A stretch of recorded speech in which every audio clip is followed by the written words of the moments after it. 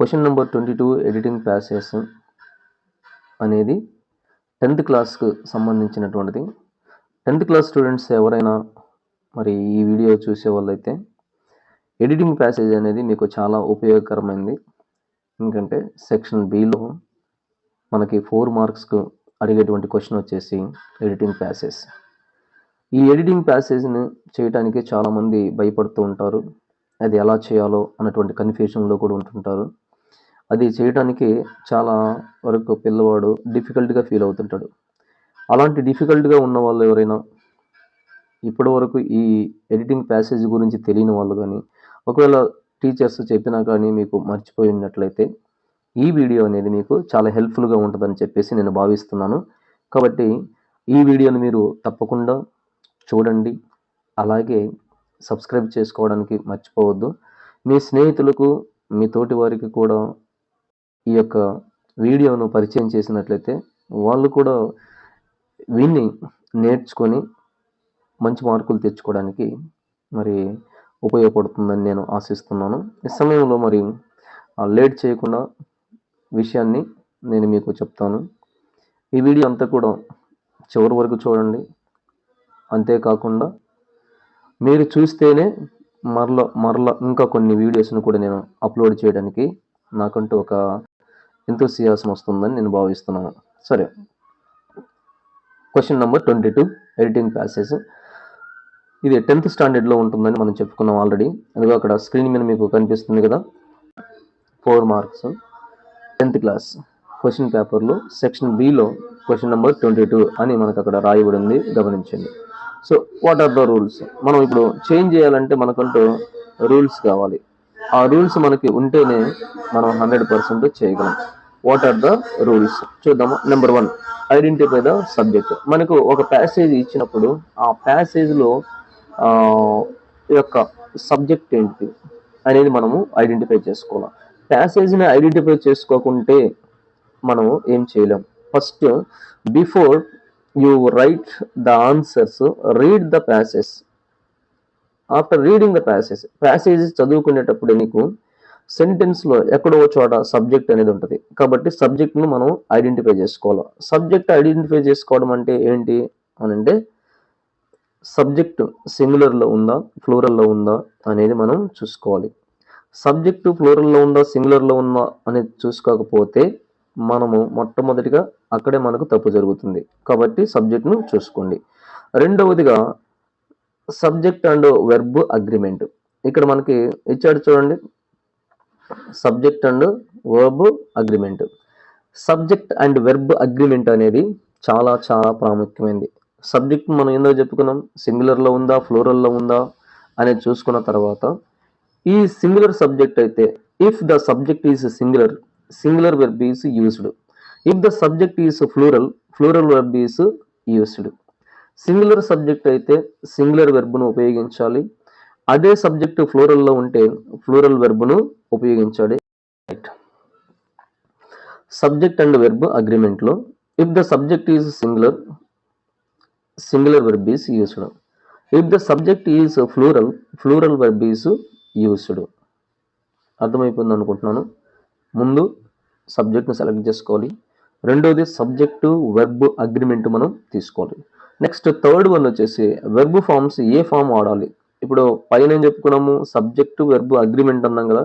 మరి subject verb agreement అన్న తర్వాత ఆ సబ్జెక్ట్ సింగులర్లో ఉంటే వెర్బ్ ఫామ్స్ ఎలా వాడుకోవాలి, ప్లూరల్లో ఉంటే ఏ వెర్బ్ వాడాలో అనేది మనకు వెర్బ్ ఫామ్స్ అనేది తప్పకుండా తెలియాలి. ఎందుకంటే సబ్జెక్టు సింగులర్లో ఉంటే సింగులర్ వెర్బ్ను, ఫ్లూరల్లో ఉంటే ఫ్లూరల్ వెర్బ్ను ఉపయోగిస్తామని చెప్పుకున్నాం. కాబట్టి వెర్బ్ ఫామ్స్ మనకు తెలియదు. అండ్ ఇక్కడ know the forms of the verb. Verb forms కాడికి వస్తే know the forms of the verb. V1, V2, V3, V4, V5 and V6 forms అనేవి మనకు తెలియాలి. ఎగ్జాంపుల్ ఒకటి ఇచ్చాను అక్కడ, go, went, gone, going, goes, to go అనేది మనం తెలుసుకోవాలి. Next 4th one, helping verbs అనేది కూడా చూడాలి. మనము చదువుతున్నటువంటి ప్యాసేజ్లో ఆ ప్యాసేజ్లో ఏముంది, హెల్పింగ్ వెర్బ్స్ అక్కడ ఏమున్నాయి, ఈజ్ ఉందా, యామ్ ఉందా, ఆర్ ఉందా, వాజా, వరా, హ్యావ్ బీనా, హ్యాస్ బీనా అనేది మనం హెల్పింగ్ వెర్బ్స్ను కంపల్సరీగా ఐడెంటిఫికేషన్ చేసుకుంటేనే పైన చెప్పుకున్నటువంటి వెర్బ్ ఫామ్స్ను ఉపయోగించడానికి ఉపయోగపడుతుంది. Otherwise you can't add, you can't write the right form of the verb. ఏ వెర్బ్ రాయాలో అనేది కన్ఫ్యూజ్ అవుతుంది. అందుకని చెప్పేసి హెల్పింగ్ వెర్బ్స్ మనం చూసుకోవాలి. Next 5th one model verbs. ఇక్కడ చూడండి, shall, should, will, would, can, could, may, might, must, need to, use to అనేటువంటివి మోడల్ వెర్బ్స్ అని చెప్పుకున్నాం కదా.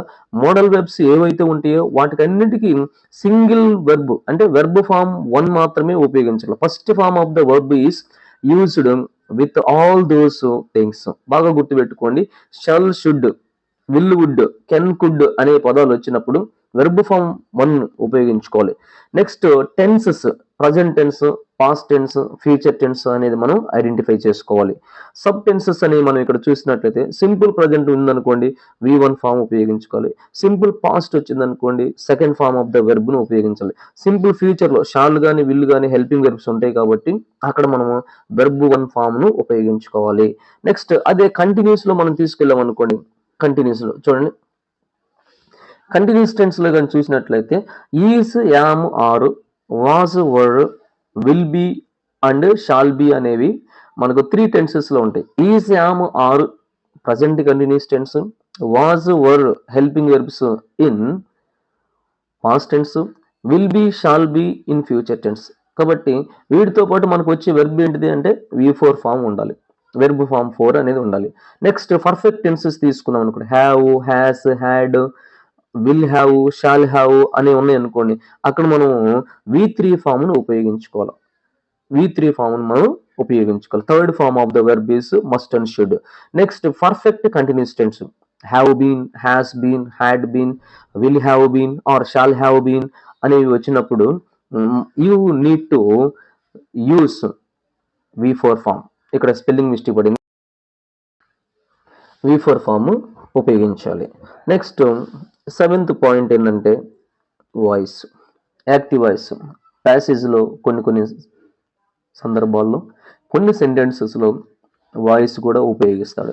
అది యాక్టివ్ వాయిస్లో ఉందా సెంటెన్స్, ప్యాసివ్ వాయిస్లో ఉందా అనేది మనం చూసుకోవాలి. ఒకవేళ యాక్టివ్ వాయిస్లో ఉంది అనేది మనకు ఎలా తెలియాలంటే సబ్జెక్ట్ డస్ సంథింగ్, అంటే ఒక పనిని సబ్జెక్ట్ చేస్తే అది యాక్టివ్ వాయిస్ అంటాము. అలాగే ప్యాసివ్ వాయిస్లో ఉంది అని అన్నాం అనుకోండి, something is done to the subject, something is done to the subject వచ్చేసి ప్యాసివ్ వాయిస్ అని మనం గమనించుకున్నట్లయితే మనం ఎలాంటి మిస్టేక్స్ చేయము.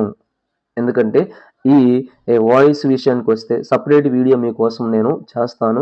ఆ వీడియోలో మీకు వాయిస్లో యాక్టివ్ వాయిస్లో నుంచి ప్యాసివ్ వాయిస్లోనికి చేంజ్ చేయడానికి రూల్స్ ఏంటి, ఆ రూల్స్ని ఉపయోగించుకొని మనం చాలా సింపుల్గా టెక్నికల్గా మనము చేంజ్ చేసుకుందాము. కాబట్టి ఇక్కడ లెంతీగా ఉంటుందని చెప్పేసి నేను ఒక బ్రీఫ్ ఎక్స్ప్లెనేషన్ ఇస్తున్నాను. 8వది స్పీచ్ కూడా అంతే, డైరెక్ట్ అండ్ ఇండైరెక్ట్ స్పీచ్ ఉన్నాయి మనకి.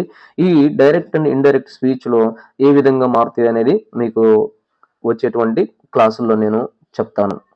9వది ఇక్కడ రైట్ కాదు, ఈ రైట్ ఫార్మ్స్ అనేది చూడండి, ఇక్కడ ఎగ్జాంపుల్ ఇచ్చాను. Beauty, beautiful, beautifully, wonder, wonderful, wonderfully, brother, brotherhood, brotherly అని, చైల్డ్, చిల్డ్రన్, చైల్డ్స్, చైల్డ్హుడ్ అనేటువంటి మీకు ఇక్కడ ఇచ్చాను. ఇవన్నీ ఏంటి అంటే మనకు రైట్ ఫార్మ్స్. అంటే కొన్ని సందర్భాలలో మనకు ఎడిటింగ్ ప్యాసేజ్లో రైట్ ఫార్మ్స్ కూడా అడగవచ్చు. కాబట్టి రైట్ ఫార్మ్స్ ఆఫ్ ద వర్బ్ని కూడా మనం చూసుకోవాలి.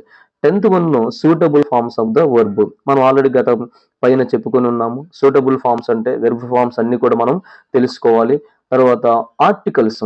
ఓకే, ఈ ఆర్టికల్స్ కాడికి వస్తే మనకి ఆర్టికల్ అనే చాప్టర్ను మీకు పార్ట్స్గా డివైడ్ చేసుకొని యాన్ ఎప్పుడు వాడాలి, ఏ ఎప్పుడు వాడుకోవాలి, దా ఎక్కడ వాడాలి, అలాగే నో ఆర్టికల్స్ అనేవి ఎక్కడ వస్తాయి అనేవి నేను ఆల్రెడీ మీకు చెప్పి ఉన్నాను. ఒకసారి వాటిని ఆ వీడియోస్ కూడా మీరు చూడండి. మీకు చూస్తే కంప్లీట్గా ఒక మంచి వివరణ అనేది మీకు అక్కడ దొరుకుతుంది. అక్కడ మీకు ఆర్టికల్స్ గురించి పూర్తి సమాచారం అందుబాటులో ఉంది, వాటిని చూడండి. ఏ, యాన్, ద అనేవి ఆర్టికల్స్, వాటితో పాటు నో ఆర్టికల్ అని కూడా మనకు ఉపయోగించుకుంటాం. ఏ అనేది ఎక్కడ వాడతాము అనేది ఒక సింపుల్గా చెప్తాను. ఏ అనేది కాన్సోనెంట్స్కి. At the same time A is used for consonant sounds. An ఓవెల్స్కి, an is used with vowel sounds. The article the కొన్ని ఉన్నాయి, యూనిక్ థింగ్స్ అని, సూపర్లేటివ్ డిగ్రీస్ అని, names of the newspapers, musical instruments, ఇట్లా కొన్ని examples మీకు చెప్పున్నాను. అలాగే no articles కూడా కొన్ని రూల్స్ చెప్పున్నాను, వాటిని చూడండి, నోట్స్ తీసుకోవడానికి కూడా ప్రయత్నం చేయండి. 12th వన్ ప్రిపోజిషన్ అనేది ఒక మంచి చాప్టర్, దీన్ని సపరేట్గా నేను వీడియో చేస్తాను, ఆ విషయాన్ని మీరు గుర్తుపెట్టుకోండి. నెక్స్ట్ 13th వన్ వచ్చేసరికి నౌన్ ఫామ్ లో మనం గుర్తుపెట్టుకోవాల్సింది ఏంటంటే అక్కడ ఇచ్చినటువంటి నౌన్ ఏంటి అంటే, నౌన్ అంటే సబ్జెక్ట్, అది సింగులర్ లో ఉందా లేదంటే ఫ్లూరల్ లో ఉందా, సింగులర్ సబ్జెక్టు ఫ్లూరల్ సబ్జెక్ట్ మనం అనుకున్నాం కదా వాటిని. నెక్స్ట్ 14th వన్ ప్రొనౌన్స్ అనేవి మనకు ఇక్కడ కొన్ని చెప్పాను, సబ్జెక్టివ్ ప్రొనౌన్స్ అని, objective pronouns, possessive pronouns, possessive adjectives అని, అలాగే రిఫ్లెక్టివ్ ప్రొనౌన్స్ అని చెప్పాను. వాటిని మీరు ఒకసారి చూడండి. ఇక్కడ సబ్జెక్ట్ ప్లేస్ లో ఉపయోగించే ప్రొనౌన్స్ సబ్జెక్టివ్ ప్రొనౌన్స్ అంటాం, I, we, you, he, she, it, they.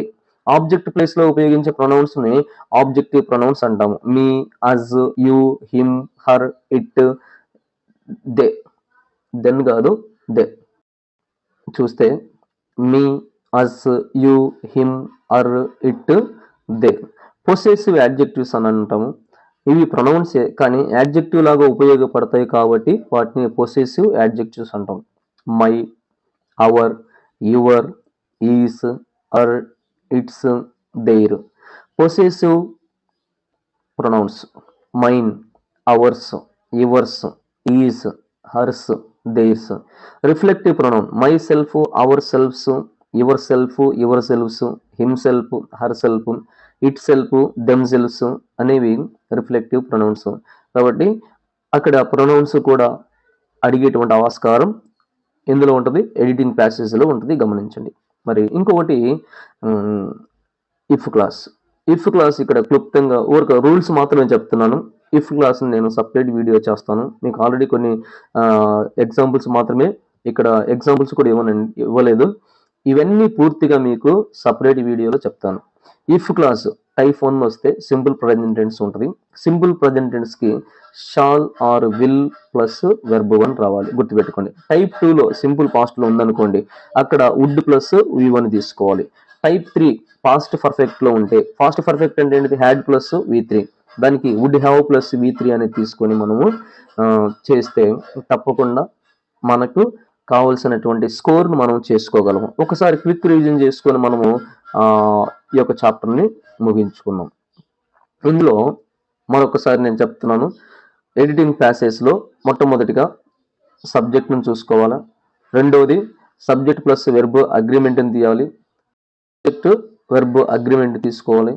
Third one verb వెర్బ్స్ని చూసుకుందాం, హెల్పింగ్ వెర్బ్స్ని చూడాలి, మోడల్ వెర్బ్స్ను మనం ఒకసారి ఐడెంటిఫై చేసుకోవాలి, ఇందులో టెన్స్ ఏదో చూడాలి, అలాగే voice, speech, right forms, suitable forms, articles, prepositions, pronouns, if class.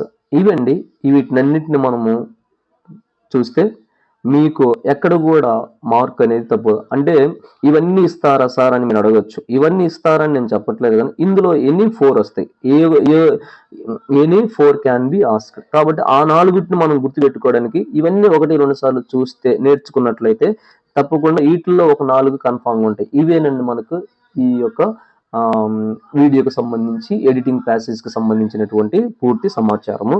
Okay, మీకు నచ్చినట్లయితే మరొకసారి వినండి, మీ ఫ్రెండ్స్కి షేర్ చేయడము, సబ్స్క్రైబ్ చేయడము అనేది మర్చిపోకుండా ఉండాలని నేను భావిస్తున్నాను. Thank you very much for watching this.